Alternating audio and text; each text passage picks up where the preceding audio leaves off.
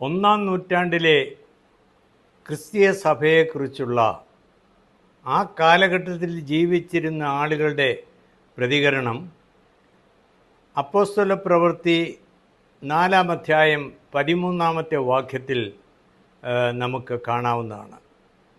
അത് ഏറെക്കുറെ ഇങ്ങനെയാണ്: അവർ പത്രോസിൻ്റെയും യോഹന്നാൻ്റെയും ധൈര്യം കാണുകയാലും ഇവർ പഠിപ്പില്ലാത്തവരും സാമാന്യരുമായ ജനമെന്ന് ഗ്രഹിക്കയാലും ആശ്ചര്യപ്പെട്ടു. ജനത്തിന് കാണുവാൻ കഴിഞ്ഞ ചില പ്രത്യേകത ഇത് ഇങ്ങനെയല്ല, അതിനപ്പുറമായി മറ്റൊരു ഭാഗം കൂടിയുണ്ട്. അവർ യേശുവിനോട് കൂടെ ഉള്ളവരായിരുന്നു. They are with Jesus. ഒന്നാമത് അവരെക്കുറിച്ച് പറയുന്നത് ദേ ഹാവ് ദ കറേജ്. അവർക്ക് ധൈര്യമുണ്ടായിരുന്നു. ഈ ധൈര്യം അവർക്ക് എങ്ങനെ ലഭിച്ചു എന്ന് തിരുവചനത്തിൽ നാം വായിക്കുന്നുണ്ട്. അപ്പോസ്തലപ്രവൃത്തിയിൽ പരിശുദ്ധാത്മശക്തി ഈ സാധാരണക്കാരായ ജനങ്ങളുടെ മേൽ വന്നു കഴിഞ്ഞപ്പോൾ അവരെങ്ങനെ നീങ്ങണമെന്ന് പരിശുദ്ധാത്മാവ് തന്നെ അവർക്ക് ധൈര്യവും പ്രത്യാശയും കൊടുത്തുവെന്ന് നിശ്ചയമായ കാര്യമാണ്. അവരെക്കുറിച്ച് പറയുന്നത് ദേ ഹാവ് കറേജ്. രണ്ടാമത്തെ കാര്യം അവരെക്കുറിച്ച് പറയുന്നത് ഇവർ സാമാന്യരായ ജനങ്ങളാണ്, പഠിപ്പില്ലാത്ത ജനങ്ങളാണ്. They are അൺസ്കൂൾഡ്. അവർ സൊസൈറ്റിയിൽ ഒരു മാന്യതയുമില്ലാത്ത മനുഷ്യരാണെന്ന് പറയത്തക്ക രീതിയിൽ അങ്ങനെയാണ് ജനം അവരെ വിലയിരുത്തിയത്. എന്നാൽ അവരിലുള്ള ഒരു വലിയ കാര്യം അവർ തന്നെ സമ്മതിച്ചു.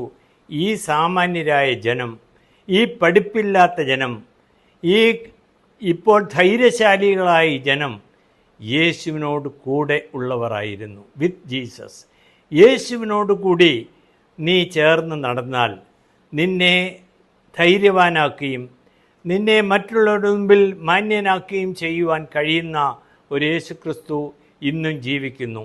യേശുക്രിസ്തുവിൻ്റെ ശിഷ്യന്മാർക്കുള്ള പ്രത്യേകത, ഈ ധൈര്യം അവരുടെ സ്വന്തമെന്നല്ല, അവർക്ക് നൽകിയത് ദൈവത്തിൻ്റെ ദാനമെന്ന് വിശ്വസിക്കുന്ന ഒരു കൂട്ടരെയാണ് നാം കാണുന്നത്.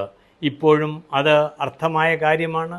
നാം കർത്താവിനോട് കൂടെ ഉള്ളവരെന്ന് ലോകം മനസ്സിലാക്കുന്നത് നമ്മുടെ കഴിവോ സാമർഥ്യമോ അറിവോ പഠിപ്പോ ഒന്നുമല്ല എന്നുള്ള വസ്തുത നാം മനസ്സിലാക്കണം. നാം യേശുവിനോട് കൂടെയുള്ളവർ, നാം വിത്ത് ജീസസ്, നാം യേശുവിനോട് കൂടെ വസിക്കുന്നവരാണ്, യേശുവിനോട് കൂടെ താമസിക്കുന്നവരാണ്, യേശുവിൻ്റെ സ്വഭാവമുള്ളവരാണ്. ഇത് പറയുന്ന ആളുകളാണ് നമ്മുടെ ചുറ്റുപാടുമുള്ളതെന്ന് നാം മനസ്സിലാക്കണം.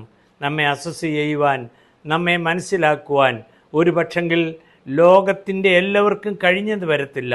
എന്നാൽ നിന്നെ നന്നായി മനസ്സിലാക്കുന്ന, നിന്നെ നന്നായി ഒബ്സർവ് ചെയ്യുന്ന ഒരു കൂട്ടം എപ്പോഴും ഉണ്ടായിരിക്കും. അതിൻ്റെ ചുറ്റുപാടുകളായിരിക്കാം, നീ ജോലി ചെയ്യുന്ന സ്ഥലങ്ങളിലായിരിക്കാം, നീ ഇടപെടുന്ന ഏതെങ്കിലും മണ്ഡലങ്ങളിലായിരിക്കാം. അവർ പറയട്ടെ, ഇവൻ യേശുവിനോടുകൂടെ ഉള്ളവനാണ്, വിത്ത് ജീസസ്. അതിനുള്ള അവസരമാക്കി നമ്മുടെ ജീവിതയാത്ര തീർക്കണമെന്നാണ് ദൈവം നമ്മെക്കുറിച്ച് ആഗ്രഹിക്കുന്ന ഈ വചനങ്ങളാൽ ദൈവം നമ്മെ സഹായിക്കട്ടെ.